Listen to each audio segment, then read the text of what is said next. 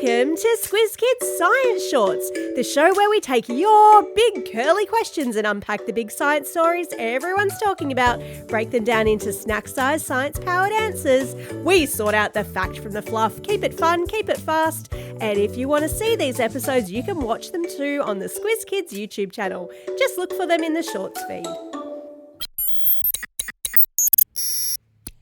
You know that moment when everything's calm and quiet and then your whole body jolts like a toaster popping?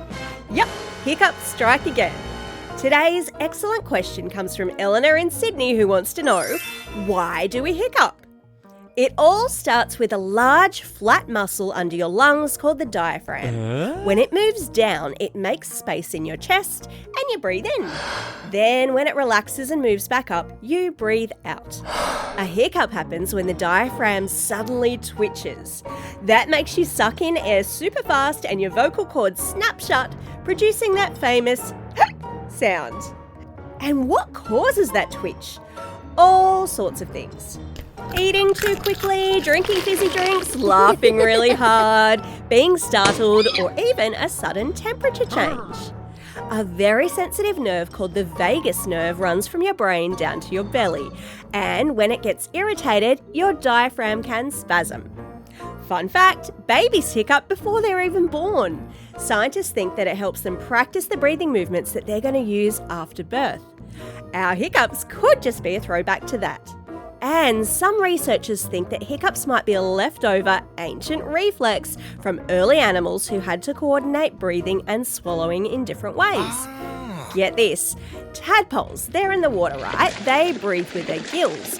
And as they become frogs, they can move on to land and they switch to using their lungs to breathe air. When they're little, they use a reflex that is super similar to a hiccup to push water across their gills instead of it going into their lungs. Whoa! Amazing. So, is there a cure?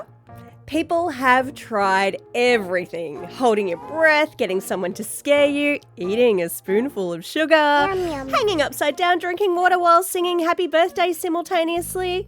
The truth is, there is no guaranteed cure. And yes, there is a Guinness World Record for the longest time hiccuping. A man named Charles Osborne hiccuped for an exhausting 68 years. Thankfully, that is extremely rare. Most hiccups simply go away on their own after a few minutes or even a few hours, and doctors usually only worry if they last for more than 2 days. Mostly, they're just annoying and a tiny bit mysterious. They're a little muscle spasm with a noisy ending. Had fun? Follow the show, drop us a 5-star review and tell us what you want to know next. Leave your questions in the comments or email me at squizkids@thesquiz.com.au and you might just hear your answer right here on next week's Squiz Kids Science Shorts.